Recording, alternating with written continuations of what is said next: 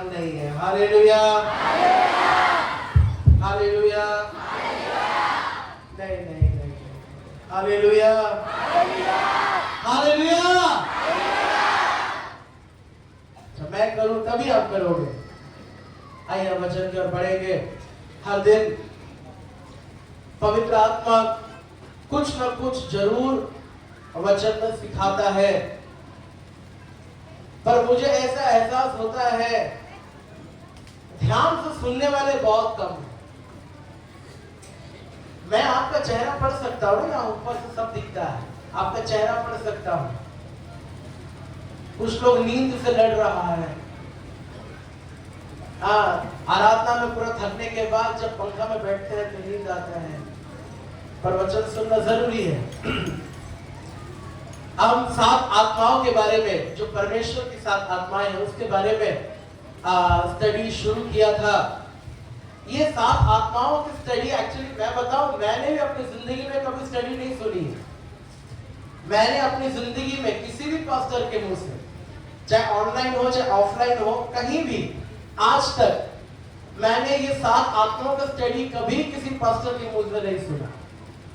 लेकिन जो आपको मैं बता रहा हूं डायरेक्ट प्रभु से सुना और प्रभु से सीख के आपको बता रहा हूं। बोलो हालेलुया। मैंने जिंदगी में कभी 7 आत्माओं के बारे में कहीं प्रचार नहीं सुना, किसी भी दास के मुंह से नहीं सीखा, ये डायरेक्ट प्रभु से सीखा हूं। और मैं आपको बता रहा, पहला परमेश्वर का आत्मा, वो मैंने बोला था पहला वाला सबसे आखिरी में बोलूंगा। दूसरा बुद्धि का आत्मा और तीसरा समझ की आत्मा। ये बुद्धि की आत्मा और समझ की आत्मा मैंने पिछले बार आपको समझाया है। आज हम देखेंगे युक्ति बनाने वाला परमेश्वर की आत्मा। यशाया उसका अध्याय 11, उसका वचन 2। यशाया उसका अध्याय 11 और उसका वचन 2। कितने लोगों के पास बाइबल नहीं है?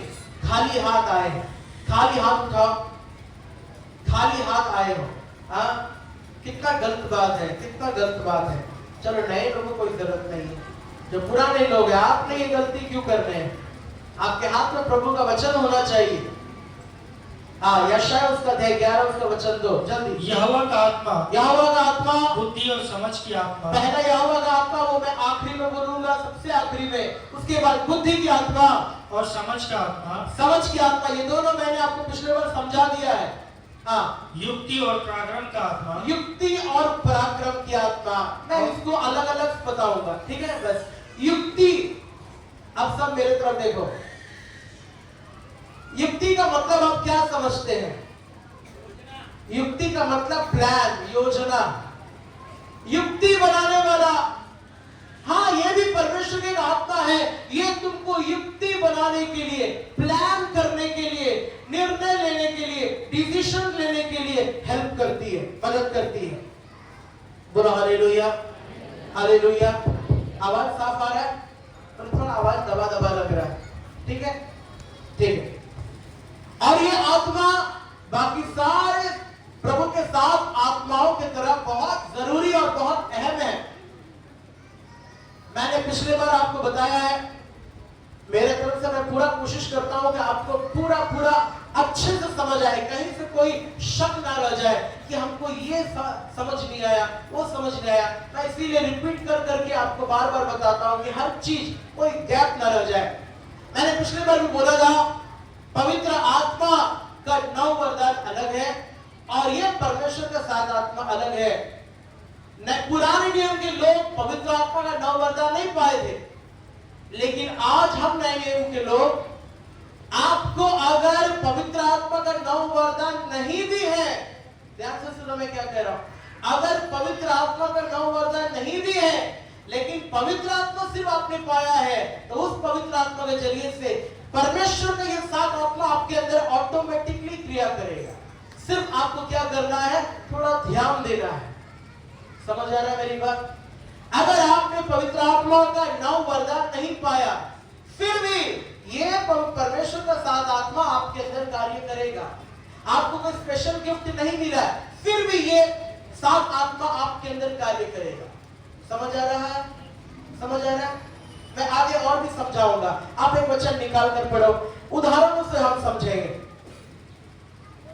उत्पत्ति का किताब उसका अध्याय 13 और उसका वचन 8 से लेकर 15। उत्पत्ति की किताब उसका अध्याय 13 उसका वचन 8 से लेकर 15। तब अब्राहम लूत से कहने लगा, तब अब्राहम लूत से कहने लगा, मेरे और तेरे बीच और मेरे और तेरे चरवाहे के बीच में झगड़ा ना होने पाए, क्योंकि हम लोग भाई बंधु हैं। क्या सारा देश तेरे सामने नहीं? इसलिए मुझसे अलग हो जा। यदि तू बाईं ओर जाए, यदि तुम बाएं जाएगा तो मैं दाहिनी ओर जाऊंगा, और यदि तू दाहिनी ओर जाए तो मैं बाईं ओर जाऊंगा। तब लूत ने आंख उठाकर यरदन नदी के पास वाली अपनी मर्जी से जमीन ढूंढने लगा। वो परमेश्वर की मर्जी नहीं पूछा। आप सब मेरे तरफ देखो, जो लिखना था लिखो, बाकी मेरे तरफ देखो। परमेश्वर का आत्मा सलाह देने वाला आत्मा, ये जो चौथा आत्मा जिसके बारे में आज हम सीखने वाले हैं, ये परमेश्वर का चौथा आत्मा, ये युक्ति बनाने वाला आत्मा। पर हाँ, अगर तुम मदद मांगोगे तब तुम्हारे लिए मदद करेगा। अगर तुम मदद नहीं मांगते, ये परमेश्वर का युक्ति बनाने वाली आत्मा, सलाह देने वाली आत्मा, एडवाइस करने वाली आत्मा, अगुवाई करने वाली आत्मा, तुमको रास्ता दिखाने वाली आत्मा, तुमको चलाने वाली आत्मा जबरदस्ती तुमको नहीं चलाएगा, फोर्सफुली तुमको नहीं चलाएगा। तुम मदद मांगोगे, वो मदद करेगा। तुम पूछोगे प्रभु किधर को जाना है, प्रभु बोलेगा हाँ मेरी मर्जी है, तुम दाहिने जाओ। तुम नहीं पूछोगे, तुम अपने मर्जी से बाएं जाओ, प्रभु तुमको रोकने वाला परमेश्वर नहीं। बोलो हालेलुया, बोलो हालेलुया। काफी सारे लोग अपने जिंदगी में नुकसान झेलते। मैं मसीह विश्वासी की बात कर रहा हूं, मसीह विश्वासी के बारे में कई बार आपका सवाल उठता है, अच्छा हम प्रभु में हैं, अच्छा हम विश्वासी हैं, फिर हमको यहाँ धोखा क्यों हुआ, अच्छा हमको यहाँ नुकसान क्यों हुआ, मेरा पैसा यहाँ क्यों डूब गया। आपके सारे सवालों का जवाब ये है, आपने कदम बढ़ाने से पहले क्या प्रभु से पूछा या नहीं पूछा। आप सोचते हैं अरे मैंने प्रार्थना तो किया है, अरे मैंने मदद तो मांगा है। देखो ये दोनों बिल्कुल विपरीत है। मैं आपको एक उदाहरण से समझाता हूं। अभी आप बीच में खड़े हैं, दाहिने एक रास्ता है, बाएं एक रास्ता है, और आपके लिए दाहिने का रास्ता सही है और बाएं का रास्ता सही नहीं है। अगर आप प्रभु से पूछते तो प्रभु आपको बोल देगा दाहिने का रास्ता तुम्हारे लिए अच्छा है, तुम बाएं मत जाओ, दाहिने जाओ। पर तुमने अपनी मर्जी से बिना प्रार्थना किए और प्रभु का सलाह ना लेते हुए तुमने बाएं रास्ता ले लिया। लेकिन तुमने प्रार्थना जरूर किया कि प्रभु मैं ये रास्ता ले रहा हूं, आप आशीष करना, यीशु के नाम में आमीन। अब आपको दोनों का फर्क समझ आ रहा है, आया कि नहीं आया? कितने लोगों को मैं क्या समझाना चाह रहा हूं वो पॉइंट समझ आ गया? हाथ उठा के बोलो हालेलुया। समझ आया? अरे आपने प्रार्थना पूर्वक ही किया है, आपने पैसा लगाया, प्रार्थना करके लगाया, आपने निर्णय लिया, प्रार्थना करके किया, सब कुछ हो सके आपने उपवास करके भी किया, लेकिन वो प्रभु की मर्जी नहीं है और इसीलिए आपको नुकसान होता है। और आप सोचते हैं अरे हम तो प्रार्थना करके किए, अरे हम तो उपवास करके किए, फिर ये नुकसान क्यों? कई लोग शादी ब्याह के मामले में गलत निर्णय लेते हैं और उसके बाद रोते हैं, क्यों? आपने प्रार्थना पूर्वक किया है, उपवास किया है, लेकिन वो जो किया है वो प्रभु की मर्जी के खिलाफ था। बजाय इसके आपको करना क्या चाहिए?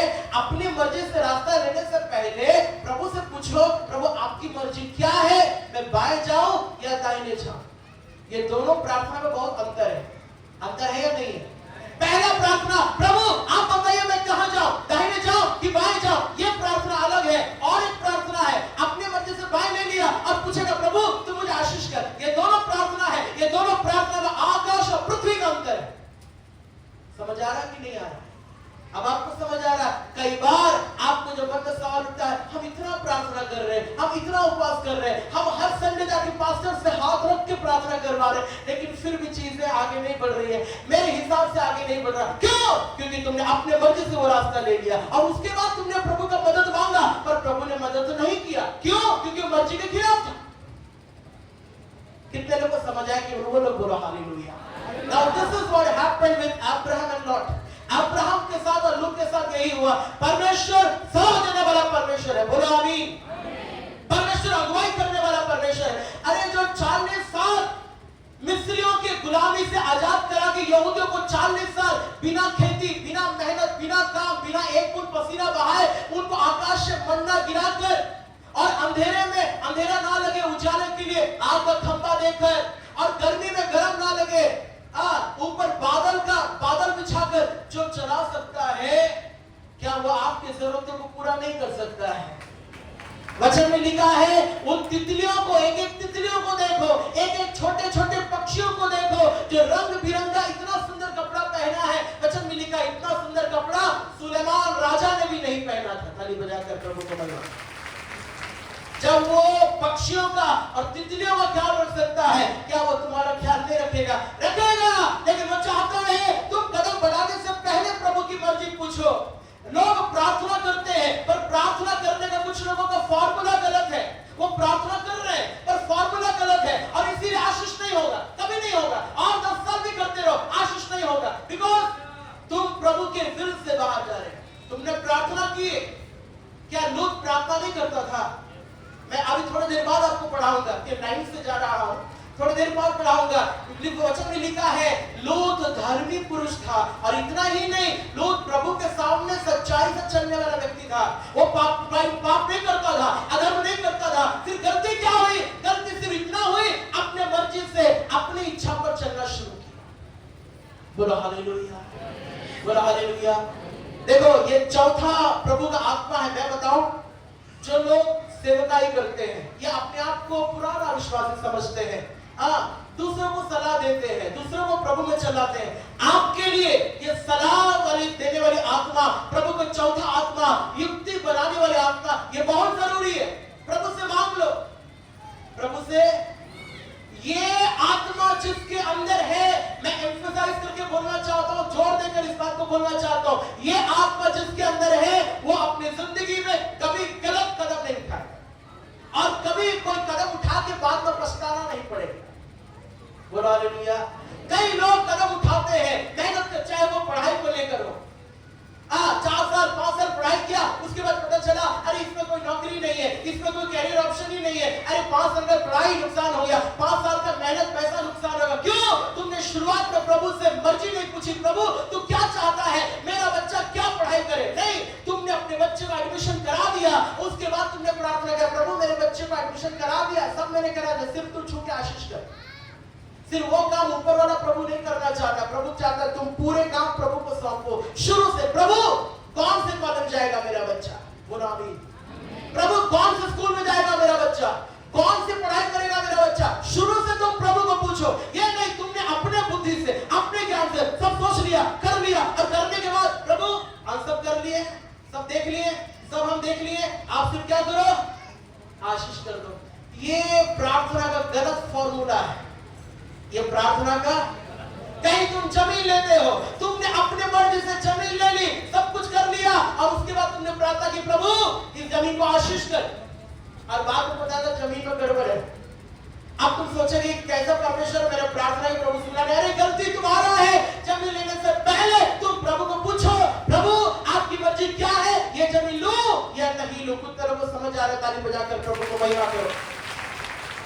बोलो हालेलुया। ये चौथा आत्मा है, ध्यान से सुनो कलीसिया के लोग, ध्यान से सुनो।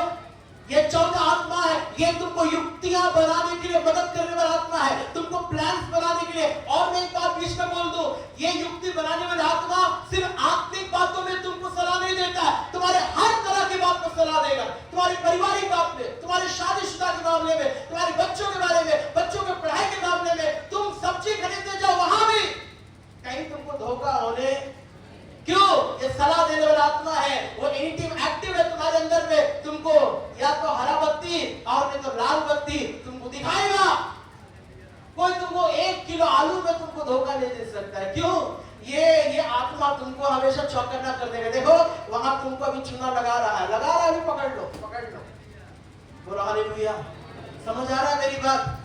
अब्राहम ने कितना सुंदर, अब वहां लिखा है अब्राहम चुपचाप वहां खड़ा है, उसको पता नहीं है प्रभु हम दाहिने जाए कि बाएं जाए। वो क्या कर दिया? वो लोग को बोला लोग एक काम कर, तू अपनी मर्जी से, तुमको दाहिने जाना है तो दाहिने जा, बाएं जाना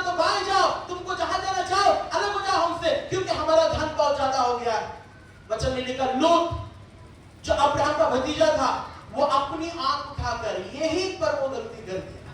जब तुम अपनी आंख उठाकर कोई चीज देखते हो, ये लड़की बहुत अच्छी है, इसी से शादी करेंगे, बस तुमने प्रभु से मर्जी पूछा ही नहीं। आंख उठा के अपनी मर्जी, ये लड़का अच्छा है, यही मेरा दमाद होगा, तुमने प्रभु से पूछा ही नहीं। और बाद में वही दमाद तुमको कुकर फेंक के मारेगा, क्योंकि तुमने प्रभु से पहले पूछा नहीं था। बोलो हालेलुया। मेरा बात समझ आ रहा है? ऐसा नहीं है कि तुम अपना मर्जी कुछ भी करोगे और सिर्फ प्रार्थना करो तो प्रभु उसको हाथ रख के आशीष कर देगा। नहीं, प्रभु तुम्हारा नौकर नहीं है। प्रभु तुम्हारा प्रभु वो चाहता है तुम जैसे तुम अपने बच्चों के, तुम चाहते हो तुम्हारे बच्चे हर बात को तुमको पूछ के करें। Am I right or wrong? सही हूं या गलत? अगर तुम्हारे बच्चे अपने मर्जी से घर में कुछ लाता है तो क्या उसको नहीं बोलोगे तुम्हारे मर्जी से क्यों लाया, जाओ वापस करो। तुम अच्छे माता पिता हो, तुम चाहते हो तुम्हारे बच्चे तुम्हारी मर्जी से चले, मेरे स्वर्गीय पिता भी चाहता है हम उनकी मर्जी से चले, और वो हमारे लिए अच्छा सोचता है, हमारे लिए आज में, कल, भविष्य, फ्यूचर में क्या अच्छा है क्या बुरा है हम नहीं जानते, बल्कि वो जानता है।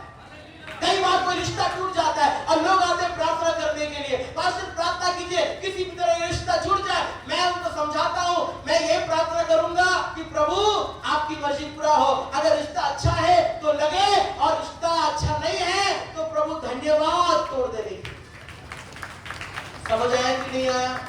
अरे प्रभु में भरोसा करो, प्रभु जो करता है अच्छे के लिए। रोमियो 8:28 में लिखा है, जो प्रभु से प्रेम करते हैं कुल मिलाकर जो होगा वो उनके भलाई के उत्पन्न करती है। ताली बजाकर प्रभु को बोलो हालेलुया, हालेलुया। ये चौथा आत्मा है परमेश्वर का, ये सलाह देने वाला आत्मा है, ये अगुवाई करने वाली आत्मा है, हर चीज में तुमको अगुवाई देती है, लेकिन तुम उस अगुवाई को पहचानो, उस अगुवाई की आज्ञाकारी बनना सीखो। नीचे पढ़ो, वहां पर नीचे उसके जहां तक पढ़े उसके और आगे पढ़िए। तब लूत ने आंख उठाकर यरदन नदी के पास वाली सारी तराई को देखा, वह सब सींची हुई है। जब तक यहोवा ने सदोम और अमोरा का नष्ट ना किया था, तब तक सुवार के मार्ग तक वह तराई यहोवा की वाटिका और मिस्र देश के समान उपजाऊ थी। इसीलिए लूत अपने लिए यरदन की सारी तराई को चुन लिया। लूत अपने लिए अपनी मर्जी से यरदन की सारी तराई को चुन लिया। और मैं आपको बता दूं, बाद में पढ़कर देखो, वो जगह को प्रभु ने आग से जलाने के लिए तैयार करके रखा था। क्यों? तो सदोम और अमोरा की नगरें पाप का नगर कहलाता था। वहां ऐसा पाप होता था, इंसान जानवरों के साथ पाप करता था। एक ऐसा गंदा जगह था, परमेश्वर ने ऊपर आग रखा हुआ था, पर लूत आग को नहीं देख पाया, पर नीचे जो हरा भरा है, फसल है, नदी है, पानी है, उसको देखा अपनी वजह से। अरे हरा भरा है, अरे सुंदर है, चलो। बहुत लोग सुंदरता के कारण फंसते हैं। ये सुंदरता के कारण, चाहे वो कोई लड़की पसंद करने के मामले हो, चाहे कोई लड़का, ये सुंदरता जहां तुमने आंख उठाई अपनी मर्जी की, तुम फंस गए। बोलो हालेलुया, बोलो हालेलुया। मैंने अपने तजुर्बे से मैं बोल रहा हूं, हमारे कलीसिया में जितने लोग अपने बच्चों का अन्य जाति में विवाह शादी कराया है, मैंने अपनी आंखों से देखा है, कभी ना कभी वो जरूर अफसोस किए हैं कि हमने गलती कर दी। बोलो हालेलुया। हमें एक परिवार का नहीं है, भरे पड़े हैं, सारे भरे पड़े। कई लोग वो अकेला स्वर्ग जाना चाहते हैं, पर अपने बच्चों को चलो किसी भी तरह नरक को चले जाओ। आप प्रभु की मर्जी पूछो। अरे आपके बच्चे आपके संपत्ति है, आप स्वर्ग जाओगे, आपके बच्चे एक दिन आपके साथ स्वर्ग में नहीं है, नरक में है, तो फिर वो किस तरह का आनंद होगा आपका स्वर्ग में? मेरा बात कितना को समझ आ रहा है? बोलो हालेलुया। चाहे वो आपके बच्चों के मामले, उनके विवाह शादी, खास तौर पे उनके पढ़ाई, उनका जीवन, उनका करियर, उनका भविष्य, हर चीज में अपनी मर्जी करने से पहले एक बार प्रभु को, प्रभु क्या ये तेरी मर्जी है? अगर तेरी मर्जी है तो हो, जिस तरह यीशु ने प्रार्थना किया। अभी क्रूस पे चढ़ने वाला है, उसके पहले गत्सेमनी की वाटिका में प्रार्थना किया, प्रभु ये बहुत दुख का कटोरा है, चाहे तो ये कटोरा टल जाए, लेकिन पीछे बोलो क्या आगे बोला है? अगर तेरी मर्जी हो तो पूरी हो, और नहीं तो ये है सही प्रार्थना, ये है प्रार्थना का सही फॉर्मूला। प्रभु हमको ये अच्छा लग रहा है, लेकिन आप बताइए हम करें कि नहीं करें? आपकी मर्जी होगी तो ये करूंगा, आपकी मर्जी नहीं होगी तो नहीं करूंगा। ऐसा प्रार्थना जो करता है वो प्रार्थना के लिए परमेश्वर अपना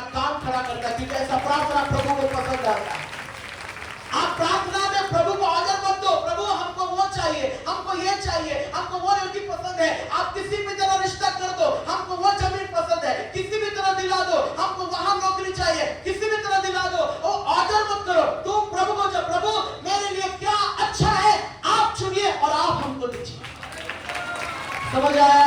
मैं आपको बताऊं, आपको कभी अफसोस करना नहीं पड़ेगा जिंदगी में। कभी अफसोस, कदम बढ़ाने के बाद कभी अफसोस नहीं करना पड़ेगा। क्यों? कदम तुमने अकेला नहीं बढ़ाया, आकाश और पृथ्वी को जिसने बनाया वो तुम्हारे साथ कदम आगे बढ़ाया। और उसने अगर तुम्हारे सामने 7 कदम बढ़ाया है तो कोई भी आंधी और कोई भी तूफान, कोई भी यरीहो के शहर पड़ा, यरदन की नदी और लाल समुद्र तुम्हारा रास्ता नहीं रोक सकती। ताली बजाकर प्रभु को बजाना। बोला हालेलुया। मेरे बात समझ आ रहा नहीं आ रहा? लूत अपनी मर्जी, मैंने बोला था लूत पापी व्यक्ति नहीं था, धर्मी व्यक्ति था। एक वचन निकाल कर पढ़ो, यहां भी हाथ रखो। दूसरा पत्रस उसका अध्याय 2 और उसका वचन 7 और 8। दूसरा पत्रस उसका अध्याय 2 और उसका वचन 7 और 8। और धर्मी लूत को जो अधर्मियों के पहला लाइन क्या लिखा है? और धर्मी लूत को, धर्मी Lot, Bible is certifying this person as a righteous person. खुद बाइबल गवाही देता है लूत धर्मी था। और सचमुच लूत का तुम जीवन पढ़कर देखो, कोई पाप नहीं किया, ऐसा कोई पाप नहीं किया जो प्रभु की नजर में बुरा है, ऐसा कोई पाप नहीं किया जो प्रभु की नजर में खराब है। ना अब्राहम को कभी बुरा भला बोला, कुछ नहीं। धर्मी व्यक्ति था। जीवन देखो, ये चीज मैं यहां समझाना चाह रहा हूं। कई बार ये गलत निर्णय पता है कौन लोग लेते हैं? जो नए लोग हैं या जो अभी अभी प्रभु में आए हैं, ज्यादा पवित्रता में नहीं है, ज्यादा धार्मिकता का ज्ञान नहीं है, ज्यादा बाइबल का ज्ञान नहीं है, प्रभु का ज्यादा ज्ञान नहीं है, उनसे गलती नहीं होता। ये अपना मर्जी करने का जो गलती है, ये जो धर्मी है, अपने मन में जिसको भावना है कि हम धर्मी हैं, हम प्रभु का बेटा है, हम सब जान गए हैं, हमसे गलती कभी नहीं हो सकता है, हम जो करेंगे सही करेंगे। ये जो पुराने लोग हैं, अपने आप को बहुत आत्मिक विश्वासी समझते हैं और धर्मी विश्वासी समझते हैं, उन्हीं से ये गलती बार बार होगा। क्यों? उनके मन में ये भावना है हम जो भी करेंगे हम सब जान गए हैं, हम सब जानते हैं। लूत धर्मी था, हाँ, इसका एक अच्छा चीज है और कोई पाप नहीं किया, लेकिन धर्मी होने के वजह से वो ये पाप कर दिया, अपनी मर्जी से चलना शुरू कर दिया। एक बार प्रभु से पूछना जरूरी नहीं समझा। मुझे लगता है ये नया विश्वासी लोग ये गलती नहीं करे। ये नया विश्वासी लोग जो है, कभी 12 बजे, कभी 1 बजे, 2 बजे, पास्टर हमको मिठाई दिया है, हम खाए कि नहीं खाए? पास्टर हमको कोई ऐसा दिया है, हमको कोई बुलाया है, हम जाए कि? मुझे कभी कभी अच्छा भी लगता है, छोटा छोटी बात मेरे को पूछते हैं, पास्टर हमको यहाँ जाना है, जाए कि नहीं जाए? कभी कभी बहुत ज्यादा हम क्रोधित हो जाता है, छोटा छोटा बात कितना पूछते हो, कितना बार वचन में समझाया, लेकिन फिर भी पूछते हैं। अच्छी बात है, उनके मन में भय है, उनके मन में डर है कि कहीं कोई गलती ना हो जाए। ये गलती नए लोगों से नहीं हो सकता। ये जो अपनी मर्जी से जाओ, अपनी मर्जी से करो, हर निर्णय अपनी मर्जी से लो, ये गलती नए लोगों से नहीं होता है। ये गलती लूत की तरह जो धर्मी है, जो अच्छे जो ज्ञानी है, जिसका हाथ रखने से दुष्ट आत्मा निकालने का अनुभव है, जो हाथ रखने से रोग बीमारी निकालने का अनुभव है, कब विचार से वचन सुन रहा है, वचन मैं एक वचन पढ़ूंगा और अगला वचन क्या पढ़ने वाला हूं वो पहले से निकाल के रखा है, क्योंकि उनको मालूम है वो कई साल से प्रचार सुन रहा है। उस तरह के लोगों से ये गलती बार बार होती है। क्यों? उनके मन में ऑटोमेटिक, जानबूझ के ऑटोमेटिक ही एक भावना है कि हमसे गलत नहीं होगा, हमको सब मालूम है। बोलो हालेलुया। आप समझ रहे मैं क्या कहना चाह रहा हूं? कितने लोगों को समझ आया? हाथ उठा के बोलो हालेलुया।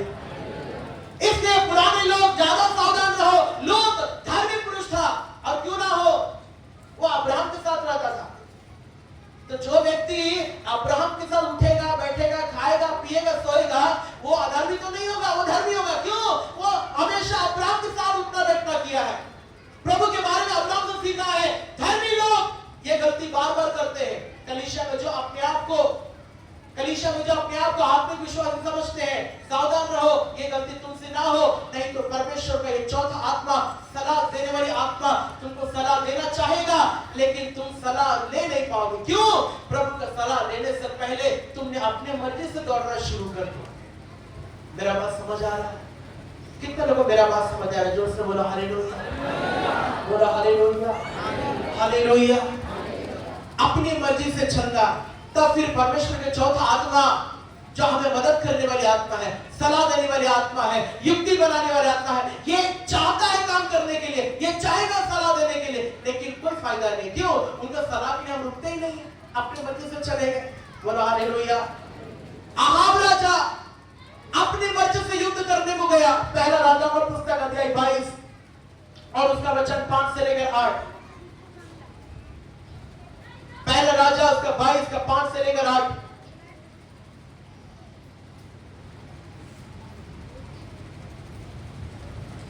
फिर यहोशापात ने इस्राएल के राजा, आपको समय का पता नहीं रहता। हाँ पढ़िए। फिर यहोशापात ने इस्राएल के राजा से कहा, हाँ, आज यहोवा की इच्छा मालूम कर ले। यहोवा की इच्छा मालूम कर ले। तब इस्राएल के राजा ने नबियों को, जो कोई 400 पुरुष थे, इकट्ठा करके उनसे पूछा, क्या मैं गिलाद के रामोत से युद्ध करने अभी देखो, ये दो राजा है, एक राजा यहोशापात यहूदा का और एक इस्राएल का राजा अहाब। ये दोनों राजा अभी युद्ध करने के लिए जाने वाले हैं। लेकिन युद्ध करने से पहले वहां का नियम है, प्रभु से पूछना है प्रभु की मर्जी क्या है। प्रभु से कैसे पूछेंगे? डायरेक्ट तो पूछ नहीं सकते। कोई प्रभु का नबी है, कोई प्रभु का दास है, कोई प्रभु का भविष्यवक्ता है, उनसे पूछा जाता है कि प्रभु का दास आप बताइए, क्या हम लड़ाई में जाए कि नहीं जाए? प्रभु का दास बोलेगा जाओ, तब युद्ध में जाएगा। प्रभु का दास बोलेगा मत जाओ, तो युद्ध में नहीं जाएगा। अभी देखो, यहाँ एक तरफ 400 भविष्यवक्ता है और एक तरफ एक अकेला सच बोलने वाला भविष्यवक्ता है। एक तरफ ये मैंने मेरे ख्याल से शायद 2-3 महीने पहले भी स्टडी में आपको बताया, कितना लोगों को याद है ना? एक तरफ 400 भविष्यवक्ता, झूठ बोलने वाला भविष्यवक्ता, अपने मर्जी से बना हुआ भविष्यवक्ता, जिनको प्रभु ने नहीं बनाया। जैसे आज गली गली अपने मर्जी से लोग पास्टर बन के घूम रहे हैं, उस तरह ये 400 भविष्यवक्ता ये अपने मर्जी से भविष्यवक्ता बने हैं। और ये राजा को खुश करने के लिए, राजा को सोना चांदी के लिए, राजा को खुशी के लिए, राजा के मुंह पे झूठ बोलने वाला भविष्यवक्ता। लेकिन ये झूठ बोलने वाले कितने हैं? कितने हैं? 400। और सच बोलने वाला कितना है? एक अकेला है।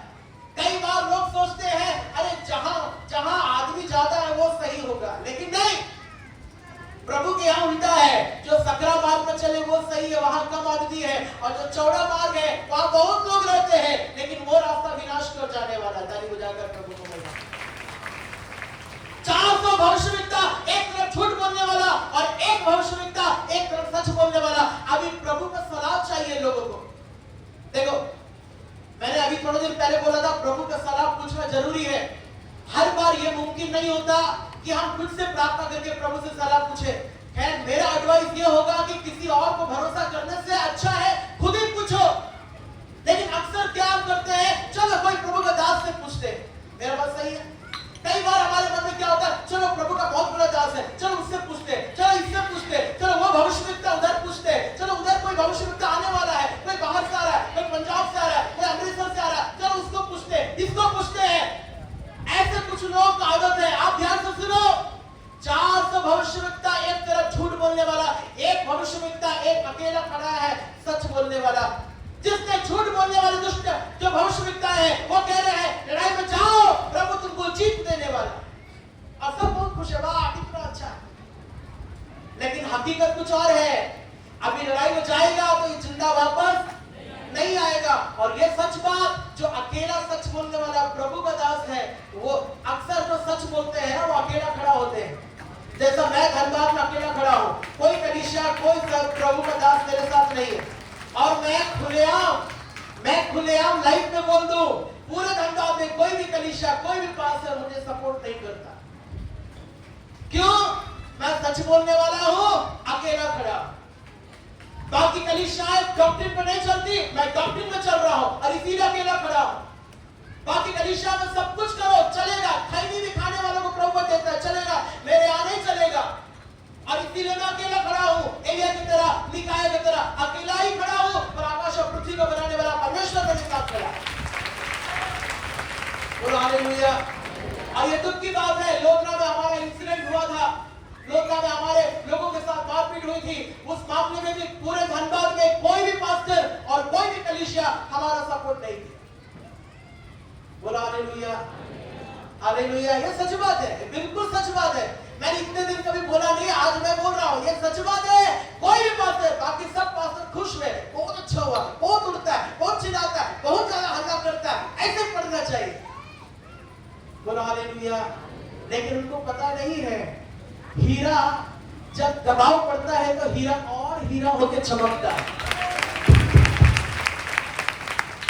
ये कोयला ही हीरा बनता है। आपको पता है ये कोयला पे जितना दबाव पड़ता है क्या होता है? हीरा बनता है। मुझ पर और दबाव पड़े, मुझ पर और दबाव पड़े, ये कोयला हीरा हो जाएगा। यानी बजा के प्रभु को बजा के बोलो आमीन। तो अक्सर सच बोलने वाला अकेला खड़ा होता है, बाकी सब एक तरफ होगा। कई बार आपने कोई सारा वीडियो और ये सब देखा होगा, धनबाद के जितने पास्टर है सब एक साथ होंगे, लेकिन मैंने मुझे बुलावा नहीं मिलता, मुझे बुलाया नहीं जाता, मुझे ऐसे मंच पे बुलाया नहीं जाता और मैं जाना भी नहीं चाहता। एक बार एक पास्टर के मंच पे बुलाया, वहां आरती कर रहे हैं। बताओ मसीह में आरती होता है? होता है? और वो सब पास्टर लोग हैं और मैं भी उस गलती से स्टेज में चढ़ गया था। मैंने देखा यहाँ आरती हो रहा है, अरे यार मेरा यहाँ क्या काम है, हम उतरने का जगह ढूंढ रहे हैं। पता नहीं मुझे किसी ने देखा कि नहीं, कुछ एक दो लोग थे मेरे साथ में। हाँ सिटी हॉल में जो ये हुआ था, शेल्डन मंगेरा आया था। मैं बता दूं सच बोलने वाला अक्सर अकेला खड़ा रहे, खुशी से अकेला खड़ा रहो, क्योंकि तुम अकेले नहीं हो, परमेश्वर तुम्हारे साथ है। हालेलुया। देखो अभी मैं समाप्त कर रहा हूं। सलाह को देने वाला आत्मा, परमेश्वर का सलाह देने वाला आत्मा अभी एक जन सच बोल रहा है, लेकिन उसको मानने के लिए कोई तैयार नहीं। बोलो हालेलुया, हालेलुया। आपके हालेलुया नहीं बोल रहा, इसके हालेलुया बोल रहा, ठीक है? हालेलुया। प्रभु का सलाह। अब लोग माने तो माने क्या, एक जन बोल रहा मत जाओ, जिंदा वापस नहीं जाएगा, अब 400 लोग बोल रहे जाओ, प्रभु तुमको जीत देगा। अक्सर जहां ज्यादा आवाज होता है लोग उसको मानते हैं। इन्होंने भी उनको माना, गया और युद्ध में जीत कर वापस नहीं आया, जिंदा वापस नहीं आया, जिंदा वापस नहीं आया। इससे पता है तुमको क्या सीख मिलता है? देखो प्रभु का सलाह प्रभु के दासों से लेना जरूरी है, बिल्कुल अच्छी बात है, लेकिन मैं अपने तरफ से मैं एक ओपिनियन आपको बोलूंगा, ये मेरा ओपिनियन है। हो सकता है मेरा ओपिनियन, मेरा सलाह बाकी पास्टरों से ना मिलता हो, उनका सलाह दूसरा हो, मुझे नहीं पता है, पर ये मेरा सलाह है। किसी और पास्टर को पूछने से बढ़िया तुम किसी को मत पूछो, तुम खुद डायरेक्ट परमेश्वर से पूछो। किसी और को पूछने से बेहतर तुम खुद परमेश्वर को पूछो। अब ये दो राजा युद्ध करने के लिए गया, जिंदा वापस नहीं आया, गलती किसका था? वो 400 नबियों का, जो प्रभु का नाम लेकर झूठ भविष्यवाणी कर रहे थे। गलती था कि नहीं था? गलती उनका है, लेकिन मरा कौन? उनका बात जो सुना है। और इसलिए मैं कई बार कहता हूं कि YouTube के प्रचारकों के ज्यादा ध्यान मत दिया करो, झूठे भविष्यवक्ताओं के। अभी तो कुछ प्रचारक का नाम नहीं लूंगा, जेल में है, लड़की छेड़ने के आरोप में जेल खट रहे हैं। कितने सिंगर लोग हैं, मसीह सिंगर लोग हैं, रेप करने के आरोप में जेल खट रहे हैं। जिन पास्टरों को लोग भगवान मान चुके थे और कुछ दिन बाहर होता तो भगवान ही बन जाता, उसका मूर्ति बन जाता, लेकिन प्रभु ने लोगों को आंख खोलने के लिए उनको जेल में घुसा दिया। भरोसा करो किसी और दास को नहीं, किसी और को भरोसा करने से बढ़िया तुम खुद प्रभु से पूछो। बोलो हालेलुया। खुद प्रभु से मांगो, प्रभु ये सलाह का आत्मा मुझे दे। और मैं एक बात बता दूं, बहुत इंटरेस्टिंग बात है, ये सलाह का आत्मा, ये युक्ति बनाने वाली आत्मा अगर तुम्हारे अंदर से क्रिया कर रही है तो मैं बताऊं तुम्हारे अंदर से भविष्यवाणियां होंगी। तुम्हारे अंदर से क्या होगी? भविष्यवाणियां होंगी।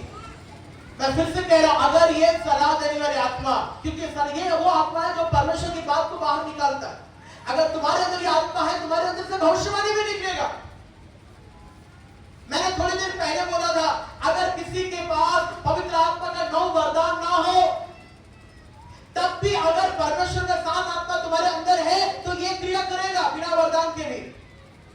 उदाहरण के लिए मैं आपको एक उदाहरण देता हूं, क्योंकि हमेशा उदाहरण जरूरी होता है समझाने के। एक उदाहरण देते हैं। अभी चंगाई का वरदान है, वो वरदान क्या करता है? जिसके अंदर चंगाई का वरदान है वो हाथ करके प्रार्थना करेगा और चंगाई हो जाएगा। अभी मान लो किसी एक विश्वासी के अंदर चंगाई का वरदान नहीं, किसी एक विश्वासी के अंदर चंगाई का वरदान नहीं है, मुझे बात बताओ, क्या वो हाथ रख के प्रार्थना करेगा तो चंगाई होगा कि नहीं? समझ आया? उदाहरण समझ आया? बिना चंगाई का वरदान अंदर है, पवित्र आत्मा का सामर्थ तुमने नया नियम का विश्वासी के तहत तुमने पाया है, तुम्हारे अंदर अगर चंगाई का वरदान नहीं भी है, तुम हाथ रख के प्रार्थना करो, चंगाई होगा।